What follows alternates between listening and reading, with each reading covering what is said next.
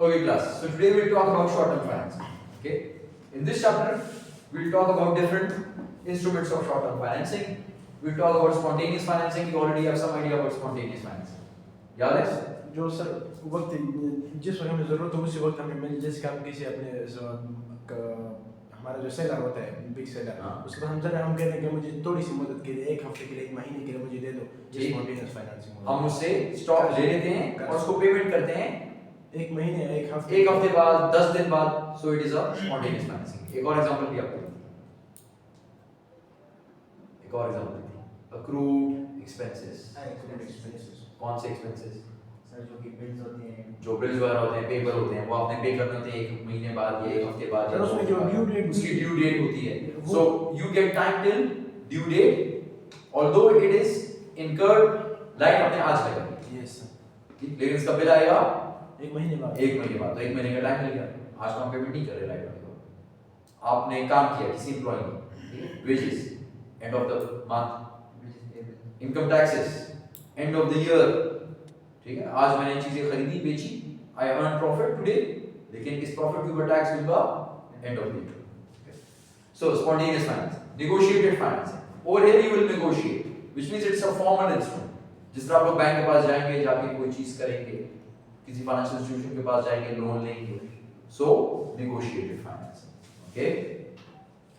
Factoring accounts receivable. Factoring accounts receivable याद है?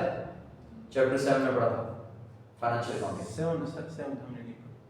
8 पढ़ा है सर. वो कैश अकाउंट्स वो वाला, कैश इक्विवेलेंट वाला, कैश इक्विवेलेंट, मार्केटेबल सिक्योरिटीज, फिर अकाउंट रिसीवेबल, वहां पे ये चीज को फैक्टरिंग अकाउंट्स. ठीक है. अब अपने अकाउंट रिसीवेबल को बेचते हैं. ठीक, this is called as factoring accounts. हां, डिटेल में पढ़ेंगे आप अपने अकाउंट सर. वो रिसीवेबल हम इसको देना, हम उसको कहते हैं कि आप मुझे कैश दे दो और आप उससे. हां, आप ये पैसे बस सर आपको उसको पहले जो मिडिल मैन होता है, जिसका हम अभी इन्वॉल्व करें, तो उसको सर हम कुछ देंगे ना, कुछ मतलब कमीशन. ये पढ़ेंगे आगे, ये सारी चीजें पढ़ेंगे डिटेल. ठीक है. Composition of short term financing. तो फिर शॉर्ट टर्म फाइनेंसिंग कैसी होनी चाहिए? ठीक है, ये सारे इंस्ट्रूमेंट्स आपके पास, तो आपने शॉर्ट टर्म फाइनेंसिंग कैसी मिक्सचर. ठीक. हां, this is what we will study in this chapter.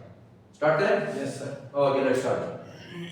Spontaneous financing. So spontaneous financing we said is something which will happen on itself during the operations of the business. मतलब आप operation आप चला रहे हैं, आप चीजें खरीदते हैं और फिर उसको मैन्युफैक्चर करते हैं, फिर बेचते हैं, या ट्रेडिंग कर रहे हैं उसी को बेचते हैं. इसमें खुद ब खुद ये क्रिएट हो जाएगी. ठीक. एग्जांपल्स हमने क्या कहा था? We said accounts payable. Accounts payable हमने क्या कहा था? कि trade credit from suppliers. So when you get trade credit from supplier, this is a sort of spontaneous finance. एक ये हो गया. दूसरा हम लोगों ने भी कहा accrued expenses. Yes sir. ठीक. हमने एग्जांपल ली वेजेस की, इनकम टैक्सेस की, बिल्स की. ये सारे के सारे accrued expenses. Okay. So let's do these in detail. Okay. Start करते हैं जी अकाउंट्स पेबल के साथ. Trade credit. ट्रेड क्रेडिट क्या चीज है? Credit granted from one business to another. मैं चीजें बेचता हूं, ये मैं कहीं ना कहीं से खरीदूंगा या बनाऊंगा, फिर मैन्युफैक्चर करूंगा, तो सप्लायर से रॉ मटेरियल लेता हूं. ठीक. तो वो मुझे क्रेडिट दे देता है, मुझे कहता है 10 दिन बाद पैसे दो, 20 दिन बाद पैसे दो. तो this is a trade credit. अगर मैं डायरेक्टली मैन्युफैक्चर्ड चीजें डिस्ट्रीब्यूटर से लेता हूं, एंड कंज्यूमर को बेचता हूं, तो भी वो मुझे कहता है कि 5 दिन बाद पैसे दो, 2 दिन बाद पैसे दो. Trade credit. Okay. So this is how trade credit is a type of spontaneous financing. अब एग्जांपल्स ऑफ ट्रेड क्रेडिट कौन-कौन सी हैं? एक होता है हमारे पास ओपन अकाउंट. ओपन अकाउंट में क्या होता है कि the seller ships the good to the buyer and it will give you an invoice. आपके पास goods आएंगी, it will have an invoice. Invoice में लिखा होगा 5 ये चीजें, 10 ये चीजें, 8 ये चीजें, blah blah blah, specifying the goods, then the amount, and then it will tell you terms of sale. कि आपने कितने दिनों में पैसे देने हैं, 2 दिन में पैसे देने हैं, 10 दिन में देने हैं, 20 दिन में देने हैं, जो भी उसके terms of sale आप दोनों के आपस में. ठीक है. So this is called as open account. Clear हो गया? Open account clear? Yes, Okay. Next, notes payable. In notes payable, you have a proper note where the buyer will sign the note and say कि ठीक है, ये कर्जा मेरे ऊपर है, मैंने आपको इतने पैसे देने हैं. So the buyer signs a note that evidences a debt to the seller. Seller ने चीजें भिजवाई या चीजें उसको दी और buyer उसको एक नोट लिख कर देता है कि मैं आपका कर्जदार हूँ इतने पैसों का, ये पैसे आपको मैं इस दिन दूंगा, इस टर्म्स के मुताबिक दूंगा, जो भी टर्म्स है। सर प्रोमिसरी नोटिस में आ सकता है। हाँ, promissory note is actually note payable, वो नोट पेबल, ठीक है, ये वही है नोट पेबल। क्लियर हो गया? Yes sir. नोट पेबल भी क्लियर हो गया? ओके, आगे चलते हैं। Then we have trade acceptances. अब ये थोड़ा सा उससे डिफरेंट है। ट्रेड एक्सेप्टेंस, यहाँ पर क्या होगा कि प्रोमिसरी नोट में क्या था, ये नोट किसने लिखा था? वो बायर ने लिखा था। बायर। यहाँ पर क्या है कि सेलर आपको एक चीज लिख कर देगा, उसको हम बोलते हैं draft. The seller draws a draft, वो ड्रॉ करेगा यानी लिखेगा एक ड्राफ्ट और वो देगा बायर को, और बायर उसको एक्सेप्ट करेगा कि हाँ मैं इसको एक्सेप्ट कर रहा हूँ, साइन कर देगा, एक्नॉलेज, मैंने एक्सेप्ट कर दिया कि मैंने पैसे दिए। So the seller draws a draft on the buyer that orders the buyer to pay the draft at some future time. मैं आपको लिख के दूंगा कि आपने मुझे इतने पैसे देने हैं, इस दिन देने हैं, ये इस हिसाब से देने हैं, आप उसको साइन करके कहेंगे yes.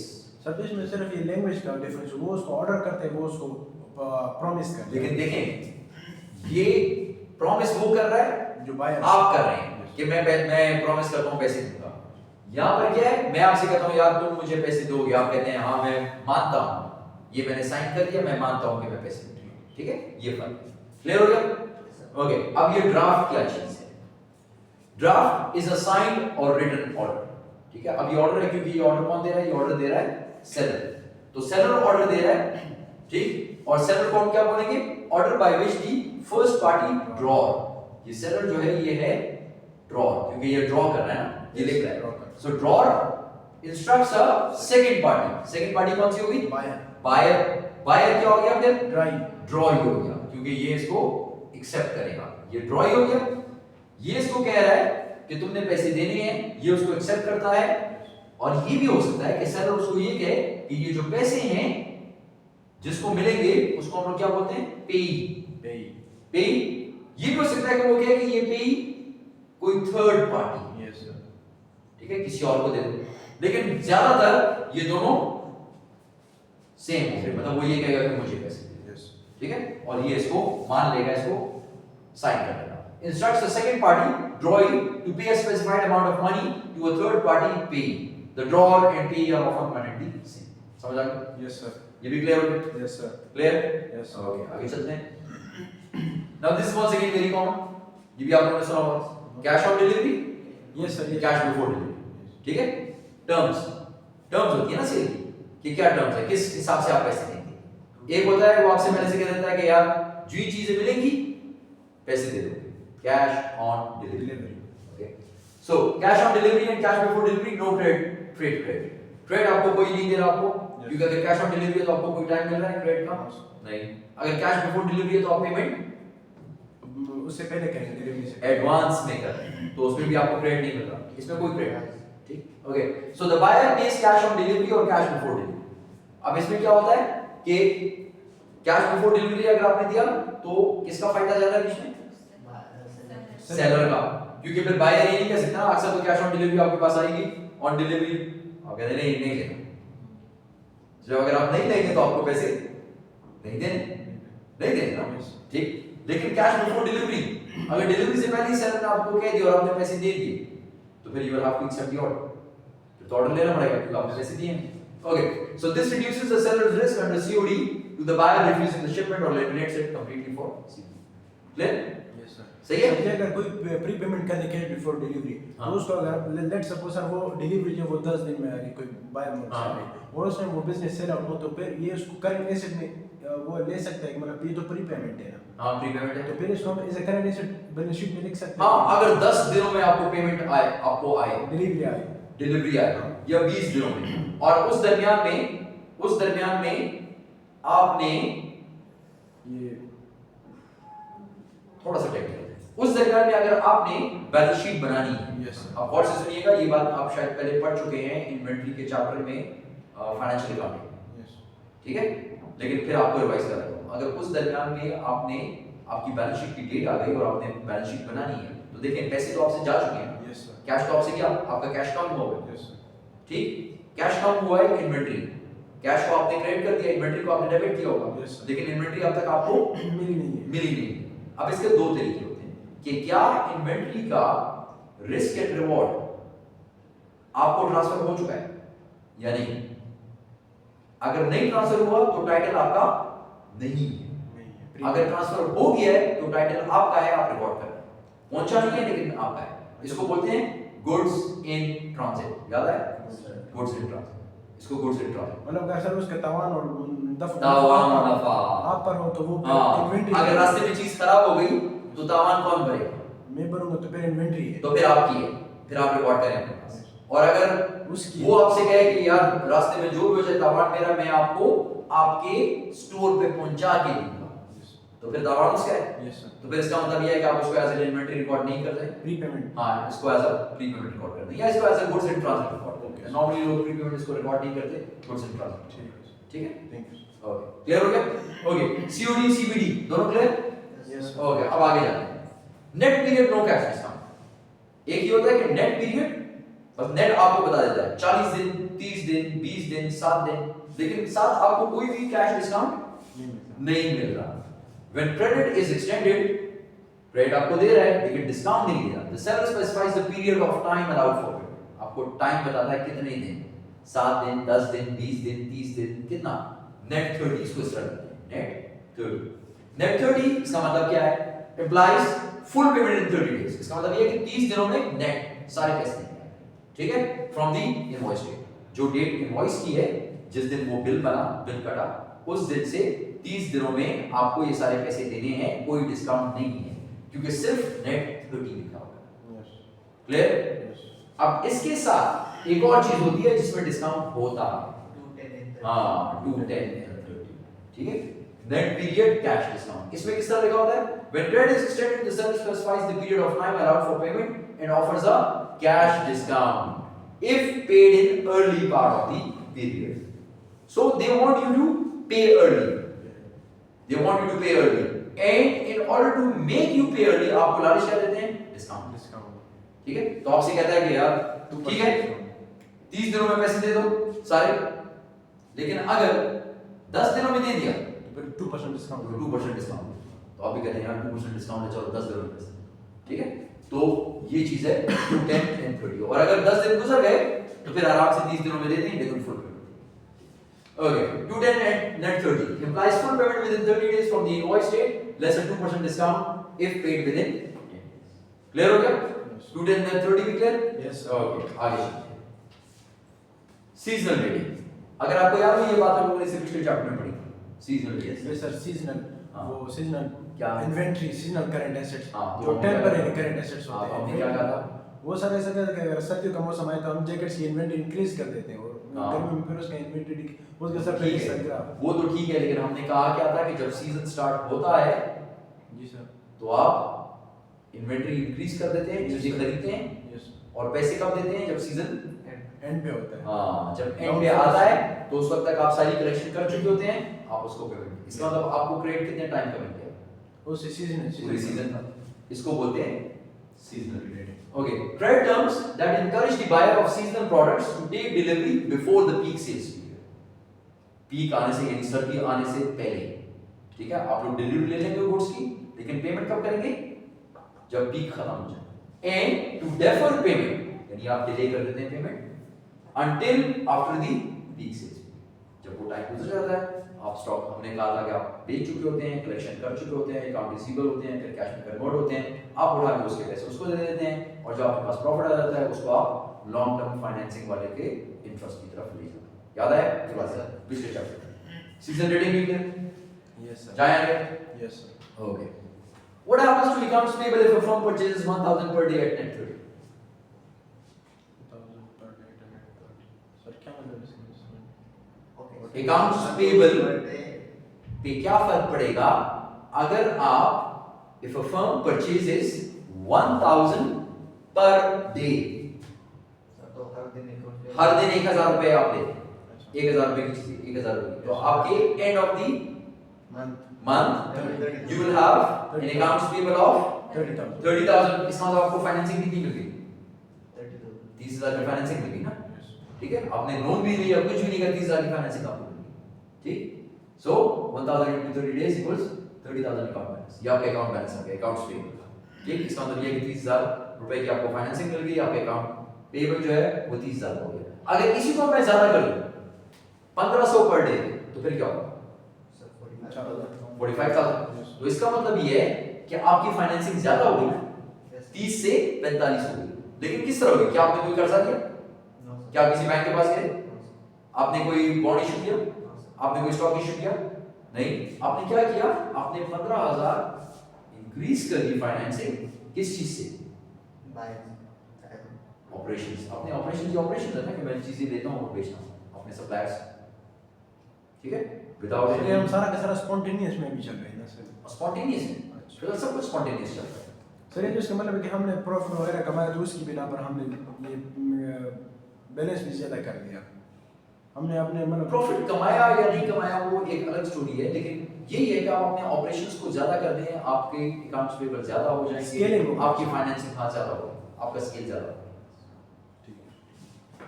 Clear? Yes okay. Cost to forgo discount. अब अगर ये चीज है 2, 10, नेट 30, यस और अगर आप कहें कि सर 30 दिनों में पैसे देने हैं, तो 10 दिन में क्यों पैसे छोड़ नहीं देता? तो कितना है? 2% है। 2% क्या चाहिए? Yes it's very small amount ना, स्मॉल बिगर अमाउंट। आजकल इंटरेस्ट रेट कितना जा रहा है? इंटरेस्ट रेट 15 13.7 13 15 से तो बेस पॉइंट के नीचे आ गया 13, ठीक है, 13.7। तो इसका मतलब ये हुआ कि 13 के सामने 2% क्या है?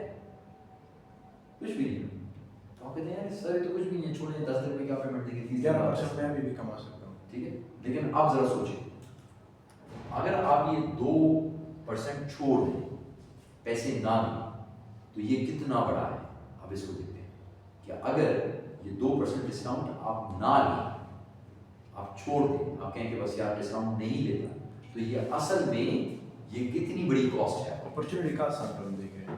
हाँ, एक किस्म से ये देख रहे हैं कि 2%, 10 दिनों में 2%, 30 दिनों के लोन के लिए कितना कमा सकते हैं?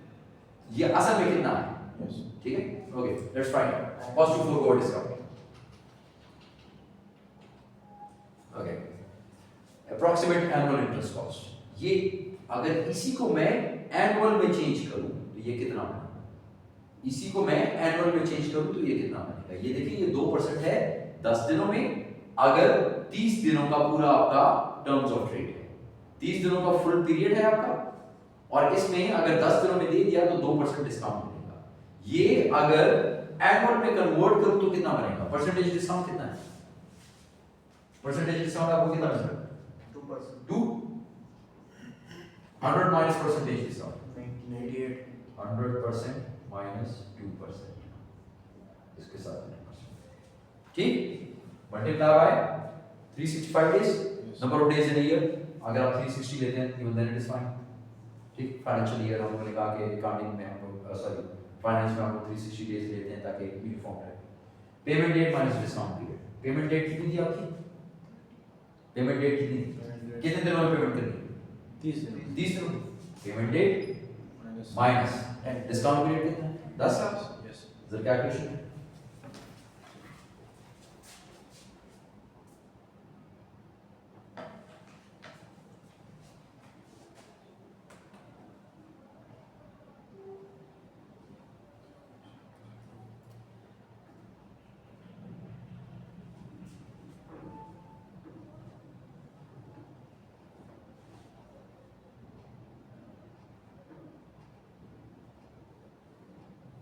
सर ये 0.3723 0.3723 सही है।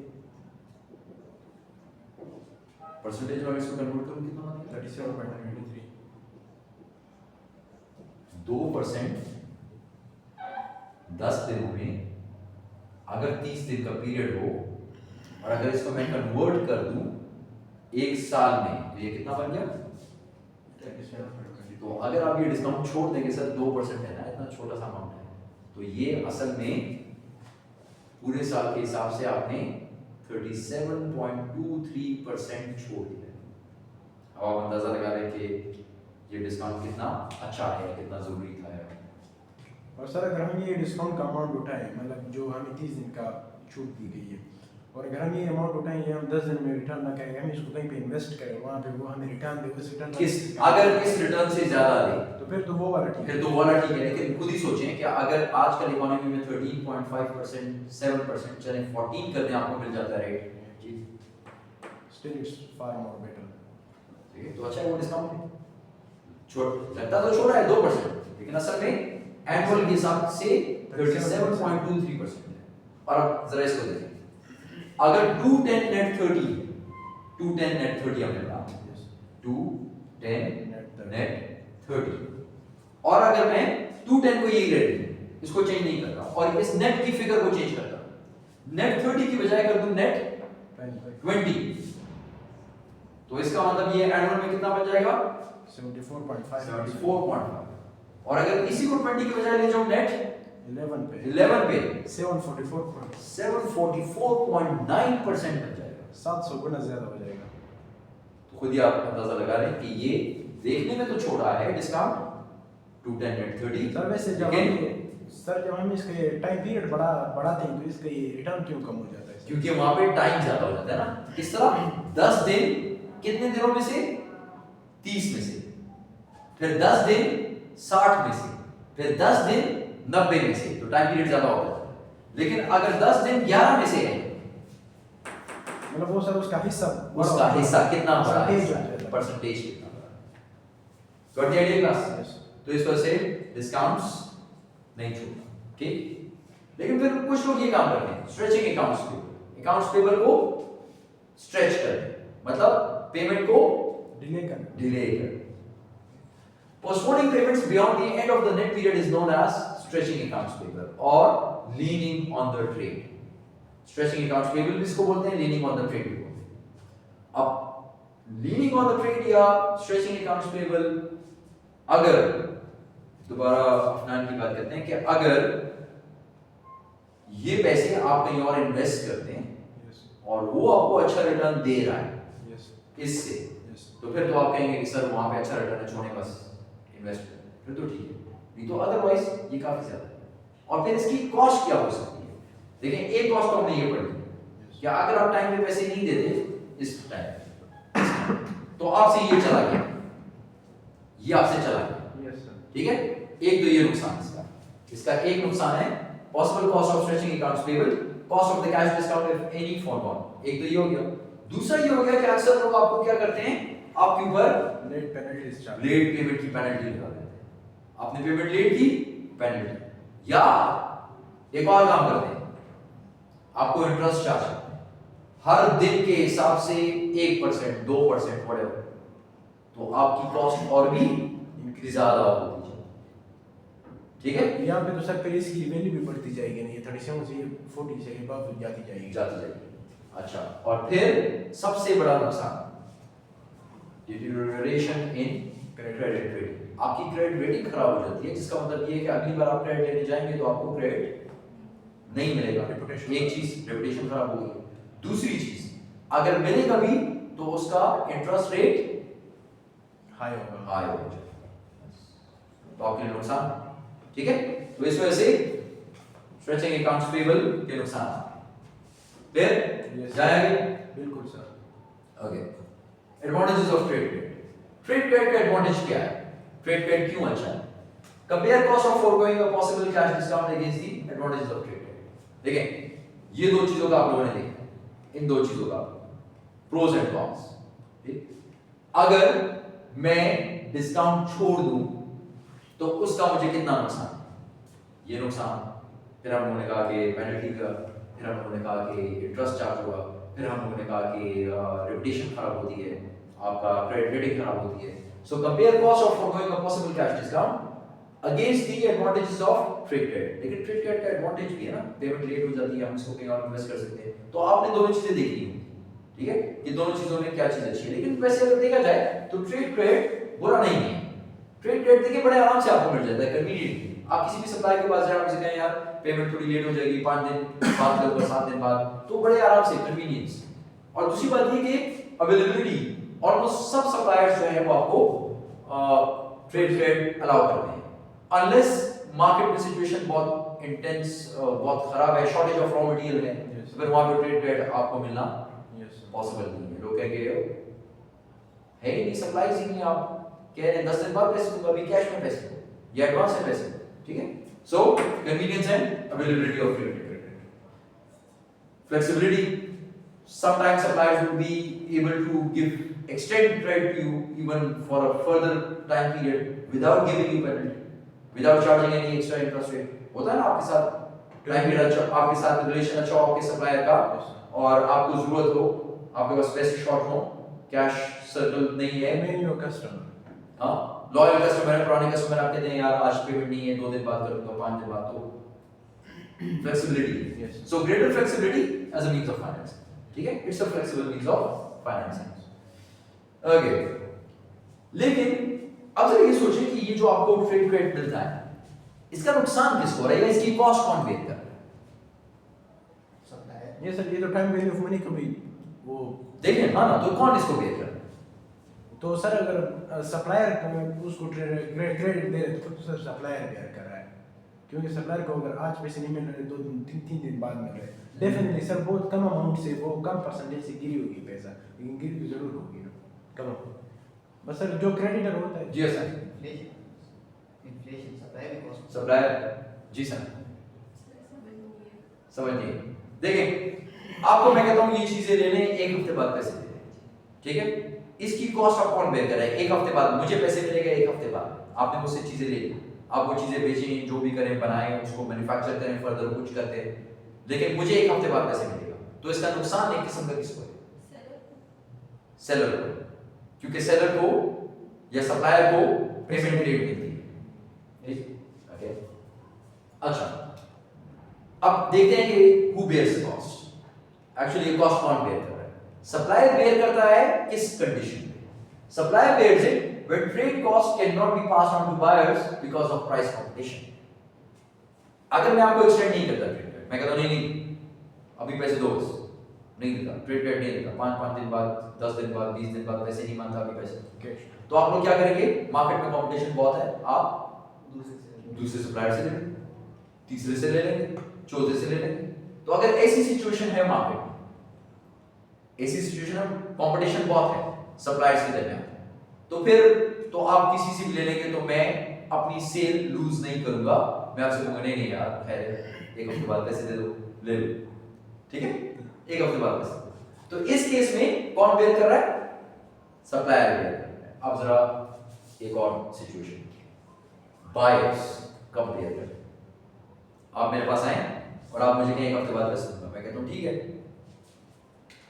मैं कैश टू पर बेच रहा हूं 10 रुपीज पर केजी, और आप आए, आप मुझे कह रहे हैं कि ट्रेड क्रेडिट देते हैं, और मैं आपको ट्रेड क्रेडिट देता हूं, लेकिन मैं आपकी प्राइस कर देता हूं 12 रुपीज पर केजी, तो आप कौन बेयर कर रहे हैं? बायर बेयर कर, बायर बेयर कर, ठीक है, अब बायर बेयर कर रहा है ना, ठीक, अब तो मैं बेयर नहीं कर रहा, मैं आपने मुझे कहा क्रेडिट दे दो, मैंने कहा ले लो क्रेडिट, लेकिन साथ ही आपका रेट थोड़ा सा ज्यादा है, सर इसमें जो टाइम वैल्यू ऑफ मनी है, तो मैंने time value of money cover कर दी। कवर कर वो कवर तो होगी, लेकिन सर वो तो नेग्लिजिबल होगी ना, महीने में कितने पैसे।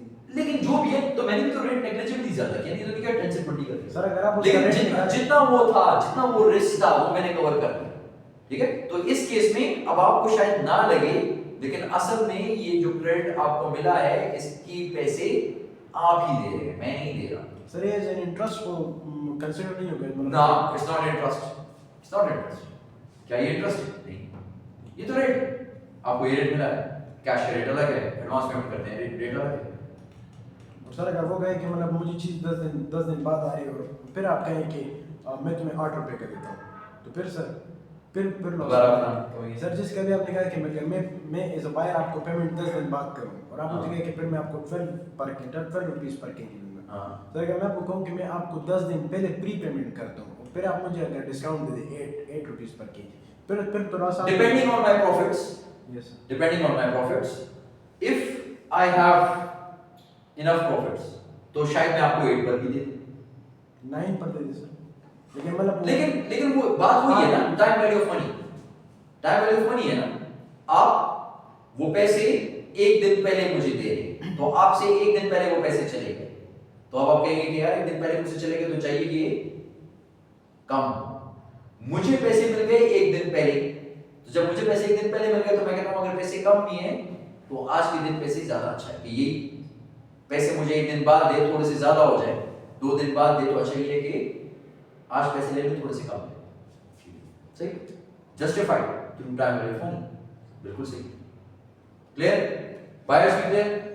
ओके, या तो हो सकता है कि दोनों बेयर कर रहा हूं, इस तरह जब इसका जो इफेक्ट है वो आधा आपके ऊपर डाल दें और आधा सप्लायर, आधा सप्लायर बेयर करे सेलर और आधा बायर।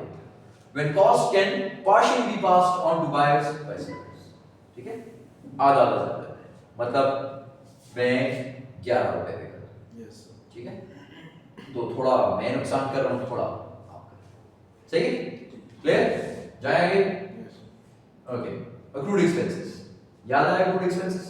थोड़ी देर पहले बात भी की स्टार्ट ऑफ द क्लास, ठीक। अक्रूड एक्सपेंसेस वो एक्सपेंसेस जो मैंने देने हैं लेकिन अभी नहीं दे रहा, ड्यू डेट, ठीक, amounts owed but not yet paid, और नॉर्मली हमने कहा था वेजेस होती हैं, मैंने आज काम किया, मेरी तनख्वाह तो आज हो गई, लेकिन क्या मुझे तनख्वाह आज मिलती है? नहीं, I get it at the end of the month. तो इसी तरह कितने ज्यादा पैसे होते जाते हैं और कितने ज्यादा एम्प्लॉइज होते हैं, तो एम्प्लॉयर वो सारे पैसे देता है at the end of the month, तो उसको इतना टाइम पीरियड मिल जाता है, ठीक, ओके। टैक्सेस आप लोग कब देते हैं? एंड ऑफ द ईयर, तो आपको एक साल मिल जाता है पूरा। Interest and of the month या क्वार्टर या जब भी आपकी इंस्टॉलमेंट आपने देनी है उसकी तब देते हैं। एंड डिविडेंड्स, डिविडेंड्स आप लोगों ने मेरी कंपनी में इन्वेस्ट किया हुआ है, शेयर्स खरीदे हुए, आपको इसके ऊपर डिविडेंड कब देता हूं? And of the cycle, and of the year, ठीक है, कभी कभी दरमियान में दे देता हूं जब अच्छे प्रॉफिट्स हो रहे हो, नहीं तो अदरवाइज टाइम पीरियड बाद देता हूं। ये तो नहीं है कि रोज जो मैंने प्रॉफिट कमाया उसमें से कुछ हिस्सा आपको दे दूं, ये लीजिए आपका हिस्सा, नहीं करता, ठीक। तो ये सब चीजों से एक किस्म की फाइनेंसिंग हो रही है, spontaneous, okay. Dividends, the accrued expenses account is a short term liability, ये एक शॉर्ट टर्म लायबिलिटी होती है, विद इन अ ईयर आपको पे करना पड़ता है। नॉर्मली हम लोगों ने देखा कि wages with in a month होता है, taxes with in a year होता है, interest with in a quarter होता है, या फॉर द इंस्टॉलमेंट मंथली है तो मंथली इंस्टॉलमेंट, नहीं तो क्वार्टर, और डिविडेंड्स जो होते हैं वो भी क्वार्टरली भी हो सकते हैं बट नॉर्मली ईयर, सही है। अक्रूड एक्सपेंसेस क्लियर, जाएंगे, okay. Wages, benefits accrue via no direct cash cost but cost can develop by reduced employee morale and efficiency. benefits जो accrue कर रहे हैं कोई direct cash cost नहीं है, लेकिन एक नुकसान हो सकता है, अगर एम्प्लॉय की मोरल कम हो जाए, उसकी एफिशिएंसी कम हो जाए तो फिर एम्प्लॉयर को नुकसान होता है, ठीक है। पैसे तो वो बाद में दे रहा है लेकिन उसको ये नुकसान हो सकता है, ठीक, okay. Taxes, benefits accrue until the due date but cost of penalties, लेकिन अगर आप लेट कर देते हैं टैक्सेस अपने तो फिर आपको पेनल्टीज देनी पड़ती है, ठीक है। टैक्स रिटर्न आपने फाइल नहीं की तो वो आपसे कहता है कि ये लास्ट डेट है गवर्नमेंट, अगर आप नहीं फाइल करते तो फिर इनकम टैक्स अथॉरिटी आपको कहती है कि अच्छा फाइल भी करो लेकिन साथ साथ 1000 रुपए भी बीच में डालो, 2000 रुपए जो भी उसका उन्होंने फाइन पेनल्टी रखी है। पेनल्टीज एंड इंटरेस्ट, हो सकता है कभी कभी इंटरेस्ट भी आपके चार्ज करे, beyond the due date reduce the benefits, ठीक, क्लियर हो गया? दोनों चीजें क्लियर हो गई, टैक्सेस वेजेस दोनों चीजें क्लियर, जाएंगे। Now let's move on to negotiated financing. Negotiated financing में आप लोगों ने क्या क्या करना है? नेगोशिएटेड फाइनेंसिंग में आप लोग क्या देखेंगे? You will look at money market trade, will talk about commercial paper, bankers acceptances. अब देखिए, अब ये नेगोशिएटेड है, इसका मतलब ये कि ये फॉर्मली बैंक के साथ या फाइनेंशियल इंस्टीट्यूशन के साथ जाकर ये चीजें होंगी, फॉर्मल इंस्ट्रूमेंट्स होंगे और ये इस तरीके से होगा। कमर्शियल पेपर है, बैंकर एक्सेप्टेंस है, अनसिक्योर्ड लोन्स हैं, इसमें लाइंस ऑफ ट्रेड आता है, रिवॉल्विंग क्रेडिट एग्रीमेंट आता है, ट्रांजैक्शन लोन, ये सारे के सारे नेगोशिएटेड फाइनेंस। स्टार्ट करें negotiated? Yes, sir. Okay, let's start with negotiated finance. So now the first one is commercial paper or standalone commercial paper. Commercial paper क्या चीज है? देखें, commercial paper जिस तरह organizations को पैसे चाहिए, तो हम लोगों ने अब तक जो हम लोगों ने बातें की थी वो हम लोगों ने दो बातें की थी ना, इससे पहले हम लोगों ने क्या करा था? Organizations क्या करती हैं? इक्विटी मतलब शेयर इशू करते शेयर्स बॉन्ड्स और बॉन्ड्स, हमने ये दो बातें की थी ना, शेयर्स और बॉन्ड्स। अब ये जो है this whole chapter is about short term finance. Bonds हम लोगों ने क्या पढ़ा था? बॉन्ड्स कितने? 5 साल का बॉन्ड था, 3 साल का, 10 साल का, 20 साल का, ठीक है, याद है? और इक्विटी हम लोगों ने क्या कहा? इक्विटी है, इक्विटी सर वो तो उसको तो life time, like forever, infinity. हमने यही कहा था ना जब हम उसको वैल्यू कर रहे थे, तो हमने यही कहा था इंफिनिटी। फिर हमने इसके लिए ग्रोथ मॉडल्स देखे और फिर आपने वो डिफरेंट assumptions इस्तेमाल की। ओके, अब कमर्शियल पेपर एक तो शॉर्ट टर्म हो गया, ये तो शॉर्ट टर्म फाइनेंसिंग है, और है क्या? Short term unsecured. अनसिक्योर्ड है इसका मतलब ये किसी पीछे कोई सिक्योरिटी भी नहीं है, कोई एसेट भी नहीं रखा हुआ, बैक बाय एसेट्स भी नहीं है, कुछ भी नहीं है। प्रॉमिसरी नोट, अब पैसे कौन ले रहा है? ऑर्गेनाइजेशन पैसे ले रहा है आपसे, तो इसका मतलब ये है कि वो एक किस्म का आपको प्रॉमिस कर रहा है कि मैं आपको ये पैसे इतने टाइम पीरियड में दे दूंगा। So promissory notes generally issued by large corporations. अगर कोई छोटी ऑर्गेनाइजेशन होगी तो उसको आप यकीन करेंगे कि वो आपको पैसे दे देगा?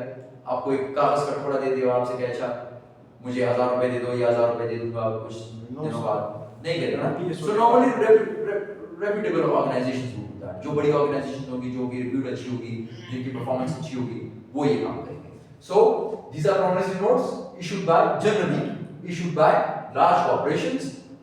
They are actually unsecured and they are short term. ठीक है, इस तरीके से वो आप लोगों से पैसे लेते हैं और फिर आप लोगों को टाइम पीरियड के बाद पैसे इंटरेस्ट वगैरह देते हैं कि नहीं सर? ये जी, इंटरेस्ट वगैरह अच्छा, इंटरेस्ट के बाद आप किसी को पैसे देंगे? नो सर, नहीं देंगे ना। तो फिर ऑर्गेनाइजेशन आपको क्यों आप ऑर्गेनाइजेशन को पैसे क्यों देंगे? ऑब्वियस बात है ना। मैं आपसे कहूँ अपना 1 लाख रुपए दे दें, फिर एक हफ्ते बाद दे दें तो बात सर जी। Okay, commercial paper market is composed of dealer and direct placement markets. अच्छा, आप कमर्शियल पेपर किस तरीके से काम करते हैं? कमर्शियल पेपर मार्केट में आपके पास डीलर है, ठीक है, और या तो डायरेक्ट प्लेसमेंट मार्केट्स है। अब अगर डीलर है तो अच्छा, पहले ये देखते हैं एडवांटेज।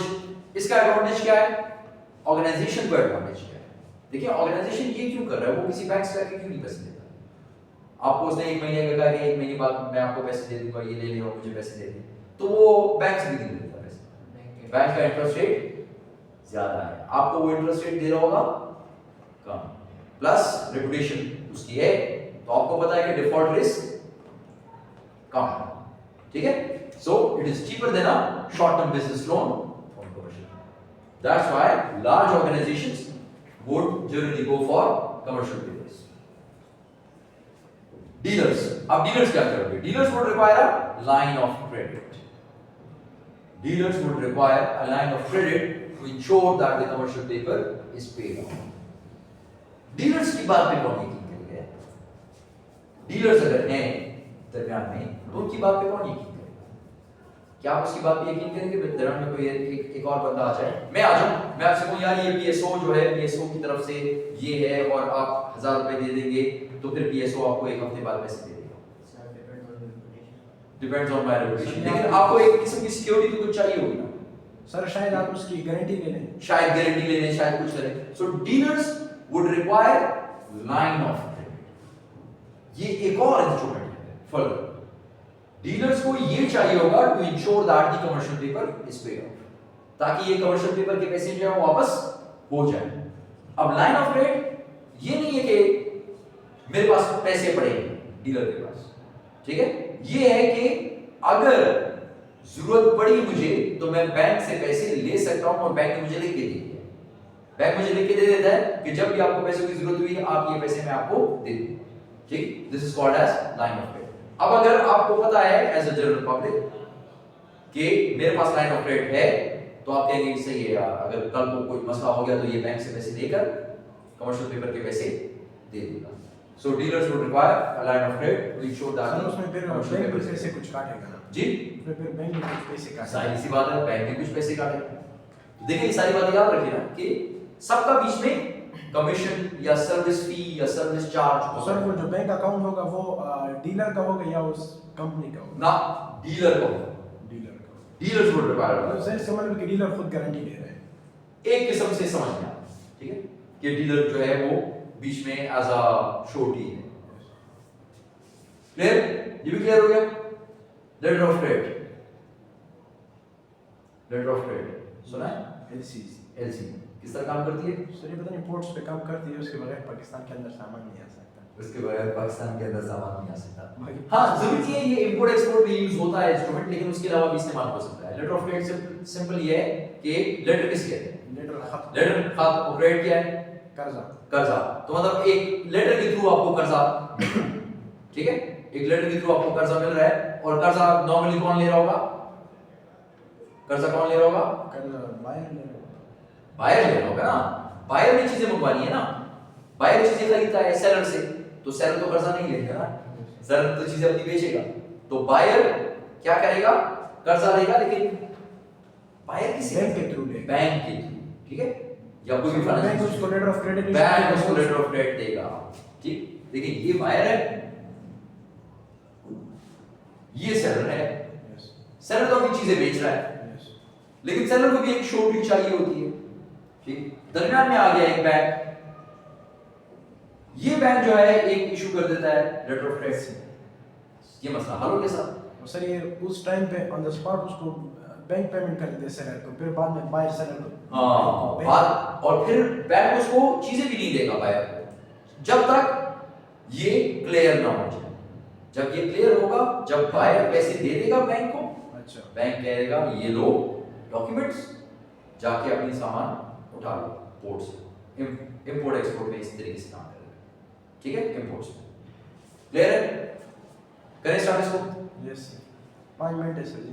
5 मिनट चलें, जल्दी से देख लेते ना हो तो नेक्स्ट क्लास में रिपीट करेंगे। A bank provides a letter of credit for a fee. Once again, bank Allah के नाम पे काम कर रहा है नहीं, बैंक कहाँ से पैसे लेगा इस चीज से, ठीक है? जो भी आपके लिए फाइनेंशियल इंस्टीट्यूशन जो भी आपके लिए काम करेगा उसकी कोई ना कोई फी, कोई ना कोई commission. So bank provides a letter of credit for a fee, guaranteeing the investor that the company's obligation will be paid. कि ये पैसे मिल जाएंगे। इसको कहता है फिक्र नहीं करो, ये पैसे मिलेंगे, ठीक है? इसको कहता है ठीक है, तुम मुझे पैसे दोगे तो ये चीजें मिल जाएंगी। सही? Okay, that the obligation will be paid. So letter of credit, what it actually is, it's a promise from a third party, usually a bank. Bank promise करता है, इसको कहता है कि यार पैसे मिल जाएंगे, तुम्हें फिक्र नहीं करो। So third party, usually a bank, for payment in the event that certain conditions are met. जब सामान आ जाएगा, पहुंच जाएगा, आपको पैसे मिल जाएंगे। That certain conditions are met, it is frequently used to guarantee payment of an obligation. इसकी obligation है, इसकी obligation ये प्रॉमिस करता है कि पे हो जाएगी, जब यहां से चीजें आ जाएंगी तो ये आपको मिल जाएगा। This is best for lesser known firms to access lower cost products. अब अगर ये एक छोटी सी एक बिजनेस है और आप चाइना में किसी सप्लायर से कोई चीज मंगवाना चाहते हैं, तो वो आपको क्या जानता है कि आप कौन नहीं जानता, लेकिन वो बैंक को तो जानता है। तो आप जाते हैं बैंक के पास, आप ये एलसी खुलवाते हैं, ये इसको एक प्रॉमिस मिल गया कि इसके पैसे मिल जाएंगे, ये गुड्स शिप करेगा, गुड्स आएंगे, ये तब तक रिलीज नहीं करेगा जब तक पेमेंट नहीं होगी, जब पेमेंट होगी ये रिलीज कर देगा डॉक्यूमेंट्स इसको, ये जानकर अपनी चीजें आसान होगी सर, ठीक है? इसका बीच में क्या फायदा? इसने बीच में से कमीशन फी, ठीक, इसका क्या फायदा? इसको गारंटी हो गया कि चीजें मेरे पास है। हाँ, ऐसा ना हो कल कोई आई ना तो फिर पहले से पैसे क्यों दे दूं मैं इसको, ना नहीं पहले से पैसे ऐसे खुलवा दे। इसको क्या हो गया? इसकी चीजें बिक गई, कंफर्म हो गया कि बैंक बीच में है, पैसे मिलेंगे सर। सही है? तीनों का फायदा। Clear? Yes clear class? Yes sir. Okay, बस यहाँ पे खत्म कर देते हैं, इंशाल्लाह फिर नेक्स्ट क्लास में। ओके, स्टॉप कर दें।